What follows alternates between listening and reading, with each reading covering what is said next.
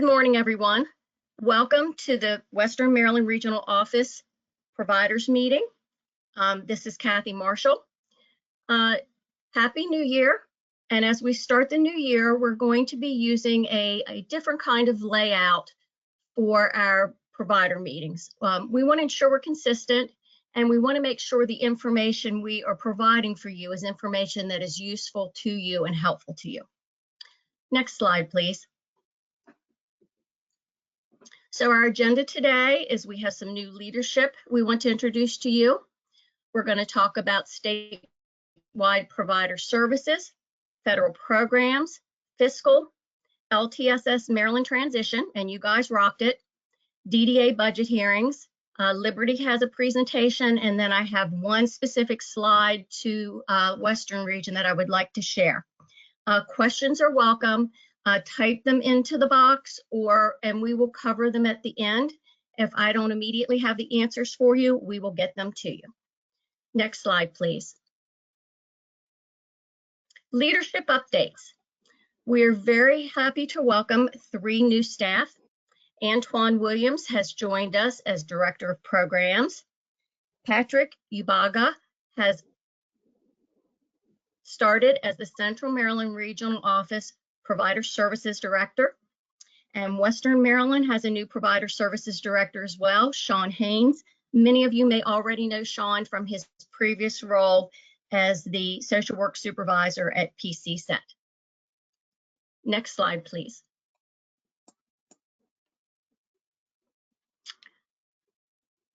Provider renewal process.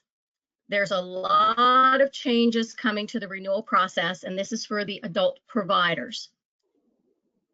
Instead of everybody having to renew annually, we are going to a 3-year process. So at your next renewal date, after we get through this, it'll only be required every 3 years. So you're going to be getting a letter from the regional office. I hope to have them out next week, and you will either renew a year from now, 2 years from now, or 3 years from now. These were just assigned. We did not do any kind of order. We're just splitting them across. Once you get your letter, if you have questions, please call Sean Haynes or myself, and we will help you.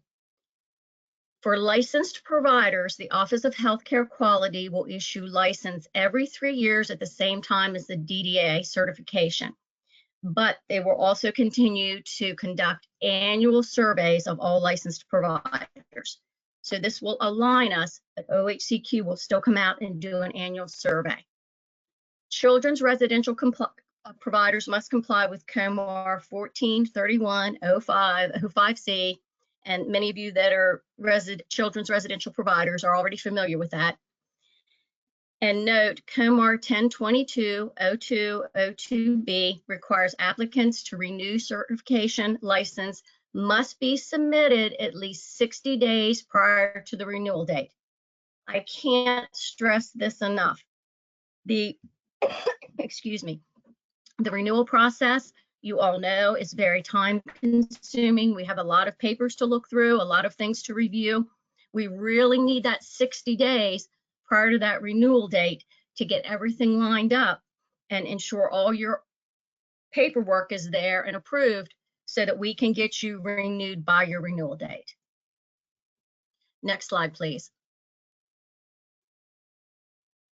ePrep. Providers need to submit an ePrep application to get a new MA base number, new site MA numbers, supplemental updates, and revalidations every 5 years. We really need to stress that your addresses need to match your W-9 exactly across all sites. So if, excuse me, so if you write out Maryland, then you need to write out Maryland on every single site, everything you fill out. If you abbreviate road one place but write it out somewhere else, we're going to have a problem. This will really help avoid billing issues in the future. So again, make sure your addresses, because that's one of the biggest things we're seeing, match exactly. Next slide, please. Make sure that your PT90 addendum accurately reflects what type of application you're submitting. Instructions and a link to the addendum can be found on the DDA website, and there's a whole partnering with providers page, and you can find it right there. And again, if you have questions or it seems confusing to you, please reach out to the regional office. Next slide, please. Resources. Additional resources and information can be found at the Maryland Department of Health ePrep instructions and training page. It will help you immensely if you go through and read this before you start. Again, you have problems, you have confusion, please reach out to the regional office.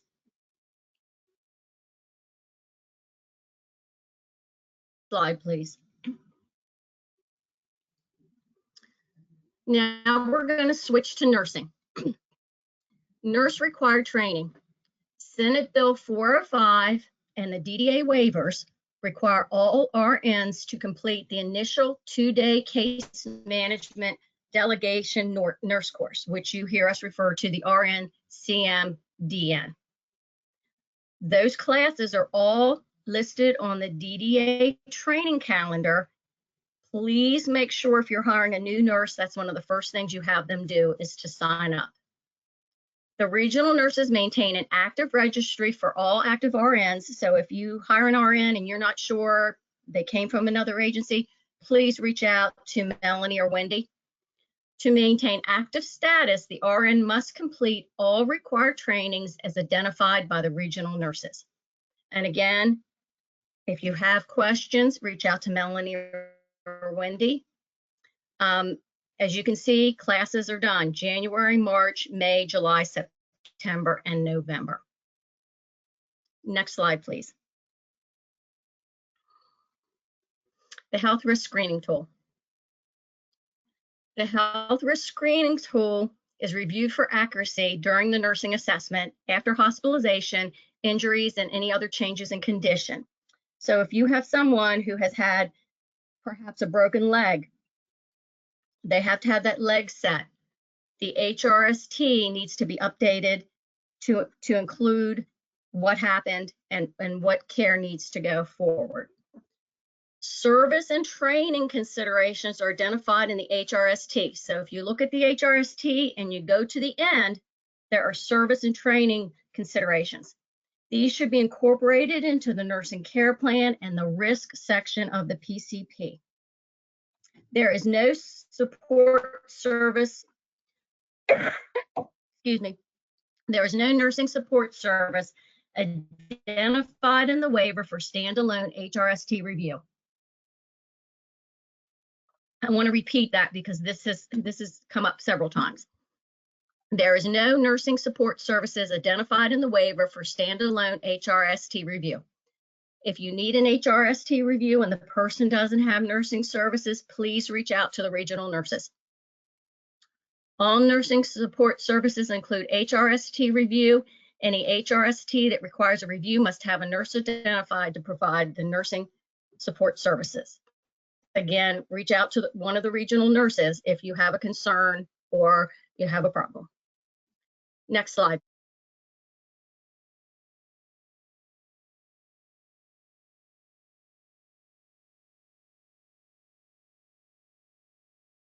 Some additional reminders under COMAR 1022-02-11C2 and COMAR 1022-05-02-2B5 for staff working with people with an identified swallowing disorder, an order for an altered texture diet and/or behavior plan that addresses eating.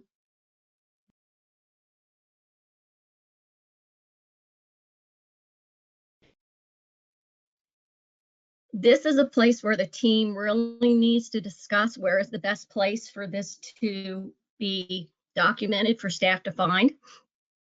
One of those that we've been seeing a lot recently is pica, and pica can be a very dangerous disorder. So if someone has pica, they may indeed have both a nursing care plan and a behavior support plan. We have seen in a couple of plans where it says in the nursing care plan to see the behavior supports plan, and there is not one. So please make sure all of these things align.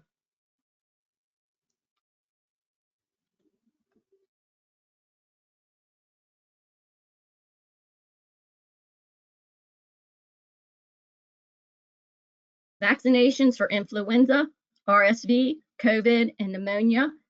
Please ensure that the individuals you are working with have these vaccinations if they are available to them. 2 or more related cases of positive COVID-19 in people or staff members within 10 days in the same setting, the agency must submit an incident report in PORI. Next slide, please. Federal programs update. Fiscal and waiver update. Please note that all individuals must be placed on a waive prior to completing any new waiver paperwork. Individuals should not start services until the waiver is approved. And you can see that in LTSS. If you're unsure, please reach out to the regional office. Waiver documents, including bank statements submitted, must have all pages. So even if the page is blank or the page only says page 3, please submit it. When the bank statement says 1 of 7, make sure 7 documents are there. Even if the page is blank or it only has 1 digit on it, EDD has to have all of the pages. We're also finding that if they have been photographed and uploaded, sometimes you cannot read those bank statements. So as you're submitting those bank statements, make sure you can read them and make sure they're complete.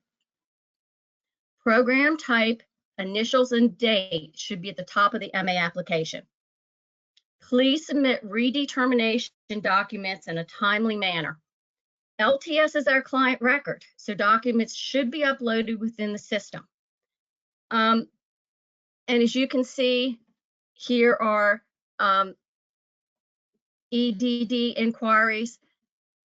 This is also part of the handout that we have posted here, so I'm not going to go over those. Next slide, please.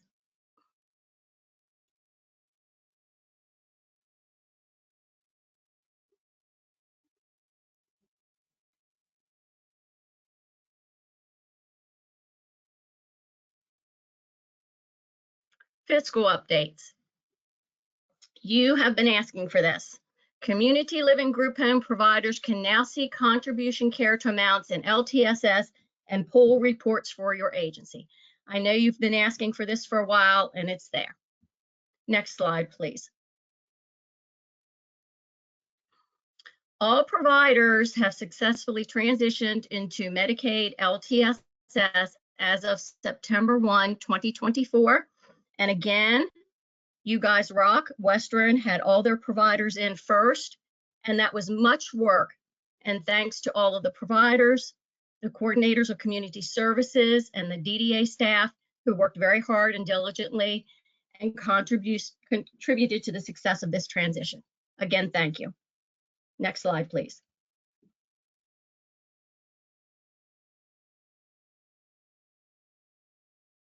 Maryland legislative session opened yesterday. DDA budget hearings are as listed. House appropriations Wednesday, February 19th, 2025, room 150, and Senate Budget and Taxation Committee Thursday, February 20th, 2025, in the Amos hearing room.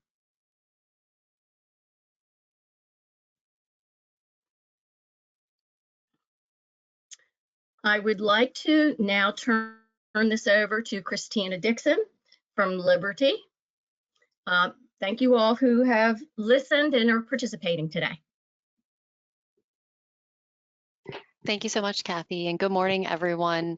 It's great to have you all on the meeting today, and thank you for having me going over an update on person-centered excellence evaluation activities with us. Next slide, please. Most of you all know us as Liberty Healthcare. We are also the quality improvement organization for DDA, and I am Christina Dixon, Executive Director for the Maryland Quality Program at Liberty. Next slide, please. So today we are going to take a look at what the data that we've been collecting is telling us related to each of these three different areas. And first, we're going to take a look at system compliance, which is connected to the waiver assurance monitoring. And this helps to tell us to what degree are DDA standards being met. The data that, or the reviews that we conduct that are related to this are the qualified provider, claims, critical incident, restraint investigations, level of care, and person-centered plan reviews. Next slide, please. Thank you. So for data that is from January through March 2024, related to waiver assurances, we put together a high-level overview for you, and we wanted to highlight first the measures that are either meeting or exceeding compliance, so at above 85% meeting or exceeding compliance. So there's 5 measures. So initial level of care processes, including timely and complete comprehensive assessment for new enrollees, is regularly exceeding compliance. Participants having a choice of waiver services and providers as identified in their PCPs through signatures. We also see that above compliance is investigation timeliness and completeness by the Office of Healthcare Quality, also known as OHCQ. And financial accountability of traditional and self-directed claims reviewed are generally exceeding the expectations of 85% or higher, as well as billing compliance for coordinators of community service. Next slide, please. So almost at compliance, what we might call emerging compliance, are a few other measures that we wanted to take a look at. So initial level of care determinations being completed prior to waiver services is just in that threshold right under compliance.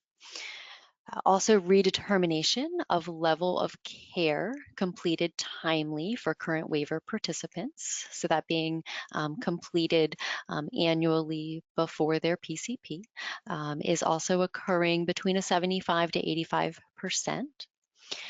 Staff meeting training qualifications on the date of service of the claim that was reviewed is also around between 75 and 85% compliance. Annual person-centered plans being submitted on time and approved is just around 85%. And critical incidents reported on time is another one of those measures that is falling into emerging compliance. Next slide, please. So we also have some measures here that are below compliance, and we have those outlined here. These are the ones that are less than 75%. Licensing and certification documentation being submitted timely and completely for provider renewals.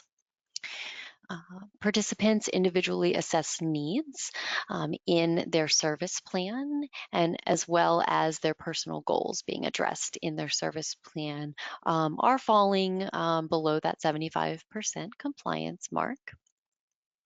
Participant service plans where the services were delivered in the type, scope, amount, duration, and frequency, and coordinators of community service monitoring visit timeliness and completeness.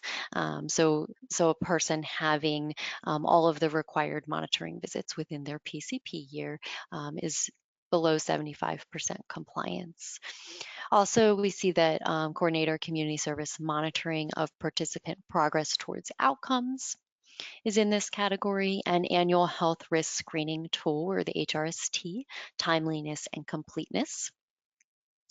And lastly, we see that we are still a little bit below compliance and looking to increase that proper procedures are followed for unauthorized restraints. So the monitoring of performance measures that we are taking a look at here ensure the minimum access and delivery of home and community-based services waiver programs. In addition to those measures, we do want to think about ways to build and measure quality. So we're sharing a few resources about quality with you today. Next slide. So there are always ways that we can support people in thinking about and giving us better direction on how they would like us to provide service to them and support community life. This advocate guide pictured here on the slide was created by the Council on Quality and Leadership, or CQL, and it's a tool that you can use to gather feedback directly from people you support about their experience receiving services from your organization. Many of you may conduct an annual satisfaction survey with the people that you support. This is a tool that could be used to help you develop or expand your current satisfaction survey. On this slide, you'll see some questions about integration and access to the community to help you gauge how that's going for the people that you're supporting. Next slide, please. Also part of this guide are questions to understand people's experience related to rights and having personal space in their own home. And one last slide that we have for you is related to independence. So not only does this advocate guide help to ask questions about people's integration, access, rights, independence, but it also has material that helps to educate people on what the home and community-based settings final rule is and how it applies to them. So if there are people that you support that aren't familiar with the rule or what that rule grants them, this advocate guide can help you to have that conversation with those people. On the next slide, we have a link to the Advocate Guide on CQL's website, since it is a free resource. So I would encourage you to go there and check out the full guide.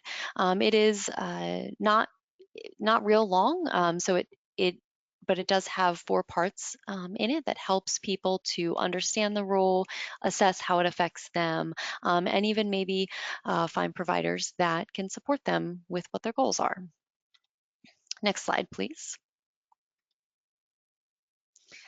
Okay, so next we are going to take a look at system quality and participant outcomes. And this is measured through network accreditation activities from the Council on Quality and Leadership. And the data collection sources are the basic assurance reviews of providers and personal outcome measure conversations with people and participants, I should say, and staff who know that person well. And so the basic assurances will help to tell us to what degree are systems and practices in place that support person-centered excellence, and the personal outcome measures helps to tell us to what degree are personal outcomes of participants being met and supported in their services. Next slide, please. So here's just a little bit of information about what we've learned through the basic assurances and personal outcome measures. And so what we're going to look at today is, are people supported to have friend and family involvement in the way that they prefer? Sometimes we also call friends and family natural supports. 35% of organizations have a system to identify and engage friends and family, while 60% of the time practices are seen within an organization that identify and engage friends and family. So what this tells us is about 25% more of the time, we're actually seeing that staff within an organization are identifying and engaging family and friends or natural supports, but less often the organization actually has a system. So that might be a training or a policy or another formal system within your organization that helps to tell staff within your organization how to identify and engage friends and family. So it's great that that's happening naturally in 60% of organizations. But systems, developing systems in your organization could help to increase the practice and get us above 60%. We also see that 26% of people who participated in a personal outcome measure conversation were connected to friends and family in the way that they preferred, while only 18% of people who participated in a personal outcome measure conversation had supports from paid services to connect with friends and family in the way that they wanted to. When thinking about individualized supports and outcomes people want related to friends and family or natural supports, we must first ask the person who is important to them, how often would they like to connect with that person, and what method would they like to use to connect. So organizationally, some of the things that we can ask ourselves as leaders or staff within an organization is, do we recognize the value of natural supports in people's lives to promote identity, personal security, and continuity? Do policies and practices reflect how our organization promotes natural support networks for continuity in existing relationships and new ones? Do policies and practices reflect how our organization assists people to access their natural supports? And do staff receive training to support people's families and friends to communicate with them or keep in contact and maintain relationships? So asking those questions and reflecting on those can also help us think about how to build those systems and practices into our own organizations. On the next slide, we are going to take a look at how one organization in Maryland is building those systems in. And so one of the things, as we mentioned before, that we want to ask is, do we know who is important to the person? So it's important to have a system within your organization to work with people to identify who is important, what method they prefer to communicate with that person, and how often they'd like that communication to occur within that relationship. So on the right-hand side of this slide, you'll see an example of what one organization in Maryland did to set up a system to help people and improve outcomes. You could consider adopting this and modifying it to work within your organization. And I do want to take a minute to point out that this natural supports identifier that's shown here on the screen is homegrown in Maryland by Gallagher Services. And Gallagher shared this with us as part of their basic assurance review and are graciously allowing us to share it with you. On the next slide, we are going to see another part of the natural supports identifier that they've created, which also helps to identify important dates that a person wants to remember. So birthdays, anniversaries, memorial dates, or other special dates. Many of us reach out to important people in our lives on these dates. And so the people that we support may want to do that as well. It helps to foster those natural supports and relationships. And we also have a quote here by the Council on Quality and Leadership. Personal connections are natural safeguards that promote people's health and safety. Data from CQL's personal outcome measures establishes a link between health and safety and people's connections to natural support networks. These connections have been shown to prevent abuse and neglect and to promote health and safety and personal security.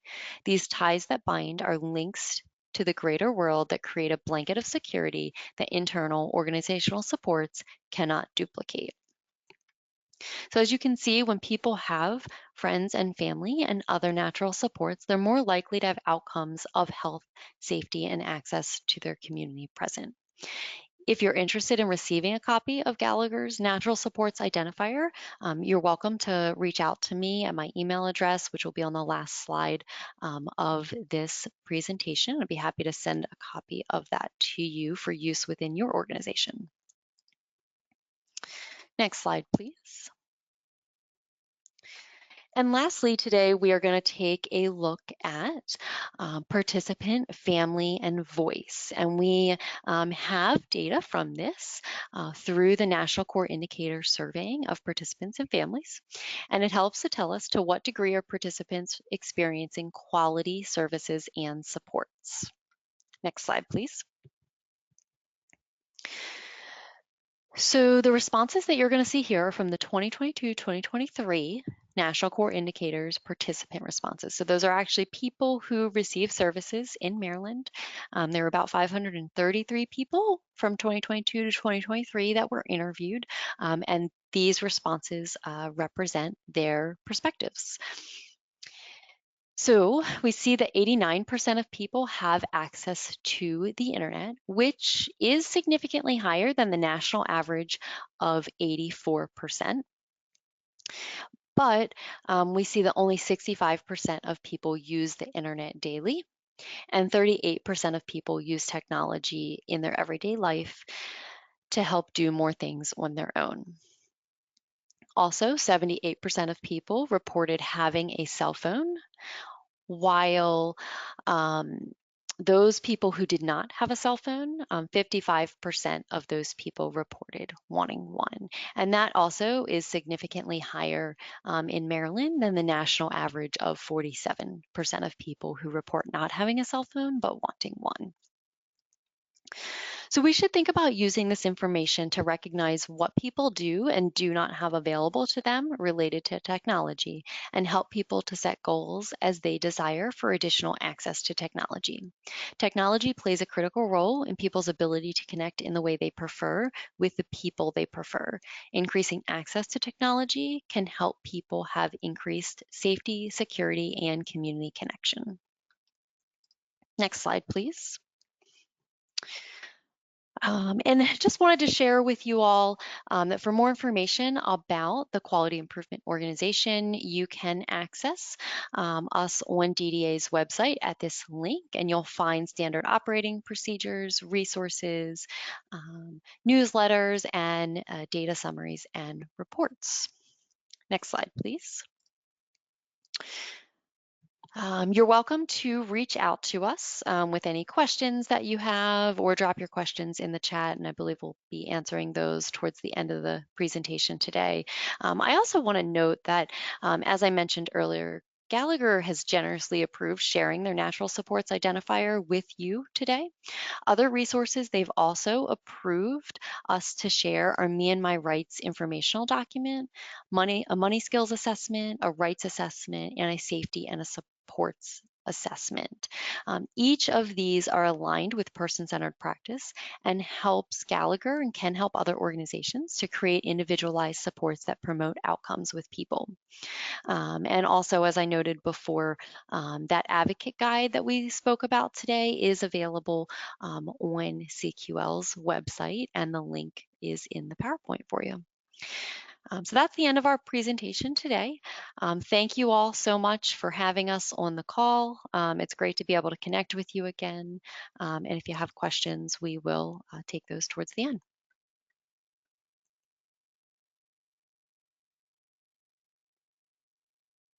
Okay, next slide, please.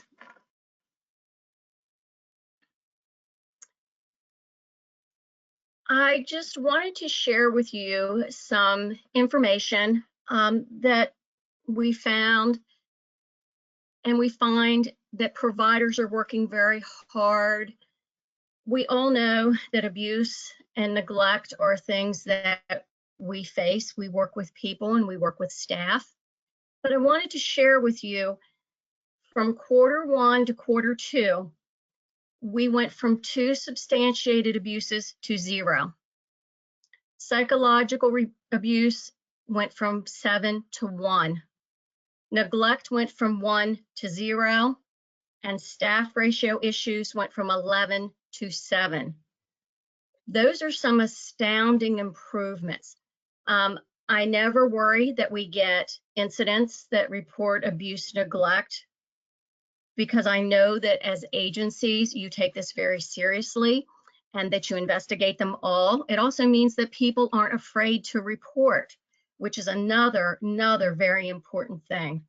But I did want to share with you, as we've worked with providers, we've had several providers who put some things into place that I feel have absolutely addressed and reduced abuse and neglect. So I want to share some things with you.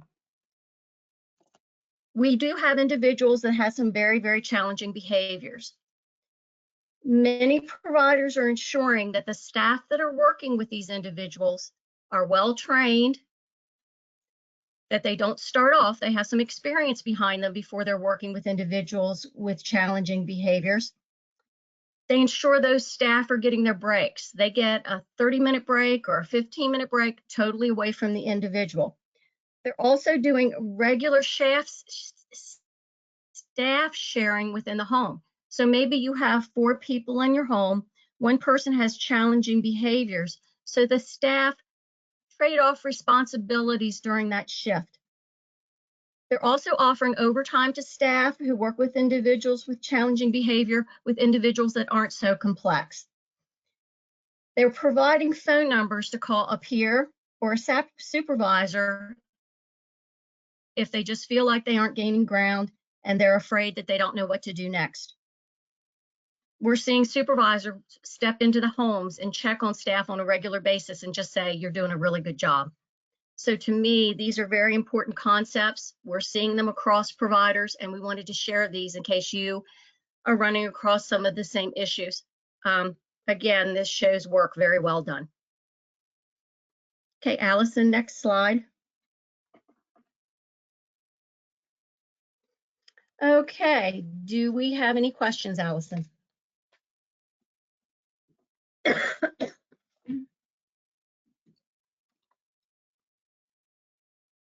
There is only one, and they're asking if the slide deck is specific to just the Western region or statewide.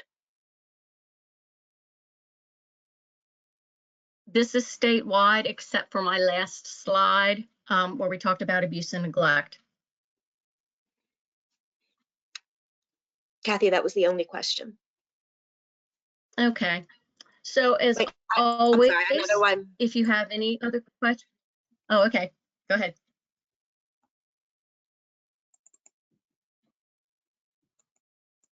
The whole message is not showing. It's something related to Liberty Data.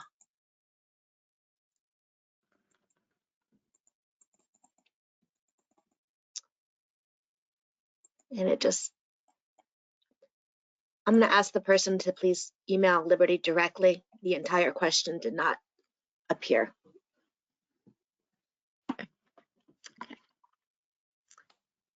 If you have additional questions for Liberty, their slide listed 3 different people you could contact. If you have any additional questions for me, my email is kathy.marshall@maryland.gov, all lowercase, or you can call me both at the office or on my cell phone. Those numbers are all listed. I thank everyone for joining us. I thank you for your work and your very hard work. And I look forward to our coming year. Thank you.